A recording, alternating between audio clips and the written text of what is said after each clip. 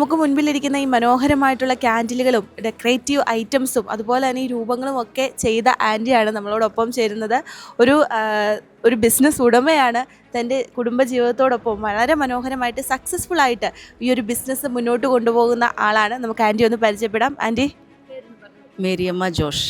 ഏതാണ് സ്ഥലം, എവിടെയാണ്? ഞാൻ ഇവിടെ തന്നെ വേരൂർപ്പള്ളി ഇടവക എസ്റ്റേറ്റ് വഴി തന്നെയാണ് വീട്.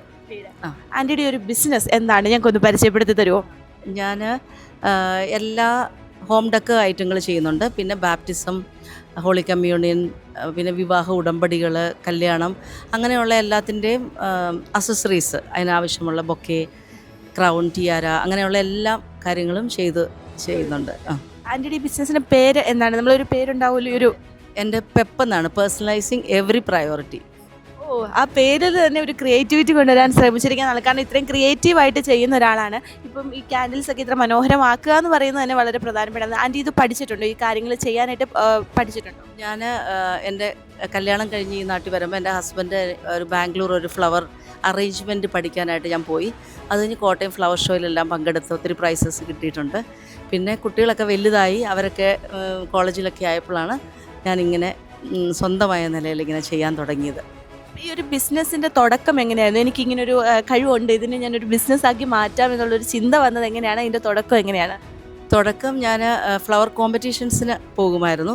അപ്പോൾ എല്ലാവരും എന്നോട് പറഞ്ഞു നല്ല രീതിയിൽ അറേഞ്ച് ചെയ്യുന്നുണ്ടല്ലോ. എന്നാലും ഞാൻ വലിയ അതൊന്നും ചെയ്യുന്നില്ലായിരുന്നു.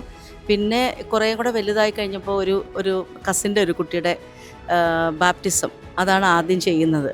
അപ്പോൾ അവരെന്നോട് ചോദിച്ചു, നീ ചെയ്താൽ മതി എന്ന് പറഞ്ഞു. അങ്ങനെ ബാപ്റ്റിസത്തിനാണ് ആദ്യം ചെയ്യുന്നത്. അപ്പം എല്ലാവരും അപ്രീഷിയേറ്റ് ചെയ്തപ്പോൾ എന്നാൽ പിന്നെ എൻ്റെ മക്കൾ പറഞ്ഞു, ഹസ്ബൻഡും എല്ലാവരോടും പറഞ്ഞു ഇതൊരു ബിസിനസ്സായിട്ട് ചെയ്യണം എന്ന് പറഞ്ഞു. പിന്നെ പേരിനെക്കുറിച്ചായിരുന്നു. അപ്പോൾ നമ്മൾ പല കാര്യങ്ങൾ ചെയ്യുന്നുണ്ടല്ലോ എന്ന് പറഞ്ഞപ്പം എൻ്റെ മോളാ പേരിട്ടത് പെപ്പെന്ന്, PEP, പേഴ്സണലൈസിങ് എവറി പ്രയോറിറ്റി. അപ്പോൾ നമ്മൾ വെച്ചാൽ ഒരു സ്പെസിഫിക് ആയിട്ടൊരു കാര്യമല്ലല്ലോ, കംപ്ലീറ്റ് ആയിട്ടുള്ള കാര്യം ചെയ്യുന്നുണ്ട്. അപ്പോൾ എൻ്റെ മോക്കും ഒരു ബൊട്ടീക്കുണ്ട്, സിഗ്നേച്ചേഴ്സ് ബൈ ട്രീസ ജോഷ് എന്ന് പറഞ്ഞ്. അപ്പം അവൾക്ക് ഇങ്ങനെ ബാപ്റ്റിസത്തിൻ്റെ ഡ്രസ്സുകളാണല്ലോ, യൂണിറ്റ് ഉണ്ട്. നോർത്ത് ഇന്ത്യയിൽ നിന്നുള്ള ആൾക്കാരെയൊക്കെ ഇരുത്തി 5-8 പേരെ ഇരുത്തി നല്ല രീതിയിൽ ചെയ്യുന്ന. അപ്പം അങ്ങനെ വരുമ്പോഴും അതിനുള്ള എല്ലാ കാര്യങ്ങളും എനിക്ക് ചെയ്യേണ്ടി വരും. അങ്ങനെ എന്തായാലും നല്ല ആയിട്ട് കുഴപ്പമില്ലാതെ പോകുന്നു. ശരിക്കും ഇത് പറയുമ്പോൾ അത്ര എളുപ്പമാണെങ്കിലും ബിസിനസ് എന്ന് പറയുന്ന കാര്യം മുന്നോട്ട് കൊണ്ടുപോകാനും അതിൽ വരുന്ന പ്രതിസന്ധികളൊക്കെ ഒരുപാടുണ്ട്. അപ്പം ചില സമയത്ത് നമുക്ക് ബിസിനസ് ഡൗൺ ആകാം, ചില സമയത്ത് നല്ല ബിസിനസ് ഉണ്ടാവാം.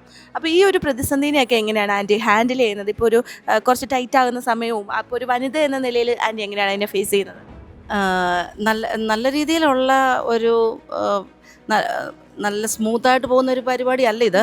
നല്ല ഹാർഡ് വർക്ക് വേണം, നല്ല ടൈം വേണം, പേഷ്യൻസ് വേണം, എല്ലാം വേണം. പിന്നെ വീട്ടിലെ കാര്യങ്ങൾ നമ്മൾ അതേപോലെ തന്നെ കൈകാര്യം ചെയ്ത് കൊണ്ടുപോവുകയും ചെയ്യണം.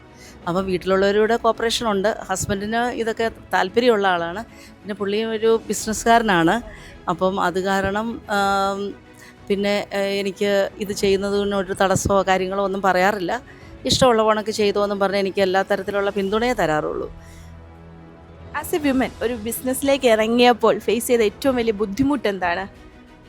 എനിക്ക് ശരിക്കും പറഞ്ഞാൽ ഒരു വുമൺ എന്നുള്ള നിലയിൽ അങ്ങനെ വലിയ പ്രശ്നങ്ങളൊന്നും എനിക്ക് തോന്നിയില്ല. വീട്ടിലെ കൈകാര്യം ചെയ്യണമല്ലോ, അത് നമ്മളൊരു കുറവും വരുത്താൻ പാടില്ല. മക്കളെ വളർത്തുന്ന കാര്യത്തിൽ അതാണ് എൻ്റെ ഏറ്റവും വലിയ പ്രയോറിറ്റി. എൻ്റെ 3 പെൺകുട്ടികളാണ് എനിക്ക്. അപ്പോൾ അവരുടെ ഒരു കാര്യങ്ങൾ എനിക്ക് ഏറ്റവും നല്ല രീതിയിൽ തന്നെ നടത്തണം, ചെയ്യണം എന്നുള്ള ഒരു വിചാരം എനിക്ക് എപ്പോഴും ഉണ്ട്. അവരാണ് എൻ്റെ ഫസ്റ്റ് പ്രയോറിറ്റി.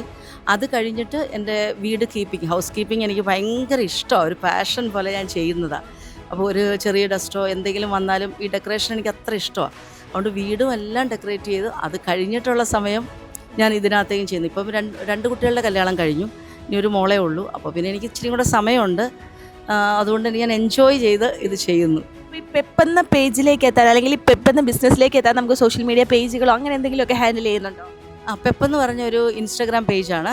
എൻ്റെ മോള്, എനിക്ക് ഇൻസ്റ്റാഗ്രാം അങ്ങനെയുള്ള കാര്യങ്ങളൊന്നും ഒത്തിരി കാര്യത്തിലാണ്, മോളാണ് അത് കൈകാര്യം ചെയ്യുന്നത്. അവൾ ഇതിനകത്ത് ഇടുന്ന ഫോട്ടോസ് എല്ലാം അതിനകത്ത് എടുത്തിടും. അപ്പം പ്രൊമോട്ട് ചെയ്യുന്നതനുസരിച്ച് എനിക്ക് അതിലൂടെ നല്ല ബിസിനസ് വരുന്നുണ്ട്. പിന്നെ എനിക്ക് നല്ല പീക്ക് ടൈമിൽ, അതായത് വെഡ്ഡിങ് സീസണിലൊക്കെ എനിക്ക് 2 പേർക്ക് ജോലി കൊടുക്കാനും പറ്റുന്നുണ്ട്. അത് എനിക്കൊരു വലിയ കാര്യമായിട്ട് തോന്നുന്നു. എന്നാന്ന് വെച്ചാൽ പാർട്ട് ടൈം ആണെങ്കിലും ആ സമയത്തൊക്കെ ഒരു നന്നായിട്ട്. പിന്നെ ഒരു കാർപ്പൻ്ററുണ്ട്, എപ്പോഴും ഓൺ ടൈം വിളിച്ചാൽ എപ്പോൾ വരുന്നത് ഒരു കാർപ്പൻ്റർ. അത് പോളിഷിങ് അങ്ങനെയുള്ള പരിപാടികൾ, ഈ ഹോം ഡെക്കർ ഐറ്റങ്ങൾ ഞങ്ങൾ നല്ല തേക്കിൽ തന്നെ ചെയ്ത് ഞാൻ ഡിസൈൻസ് വരച്ചു കൊടുക്കും. അതനുസരിച്ച് അതേ രീതിയിൽ തന്നെ പുള്ളി എനിക്ക് ചെയ്തു തരും. അപ്പം അങ്ങനെ 2-3 പേർക്ക് ഒരു പണി കൊടുക്കാൻ പറ്റുന്ന ഒരു വലിയ കാര്യമായിട്ട് ഞാൻ ഓർക്കുന്നു. ശരിക്കും ഓരോ വീട്ടമ്മയും ഒരു ബിസിനസ്സുകാരിയായി മാറുമ്പോൾ നമുക്ക് അഭിമാനവും ഒപ്പം നമുക്കൊരു എന്താ പറയുക ഒരു പ്രൗഡ് മൂവ്മെൻ്റ് ആണ്. ഒരാൾക്ക് കൂടി ജോലി കൊടുക്കുക എന്നുള്ളൊരു വലിയൊരു ദൗത്യത്തിലേക്ക് കൂടി ഇവരെല്ലാം കാൽ വെക്കുമ്പോൾ ഒത്തിരി സന്തോഷം, അഭിനന്ദനങ്ങൾ.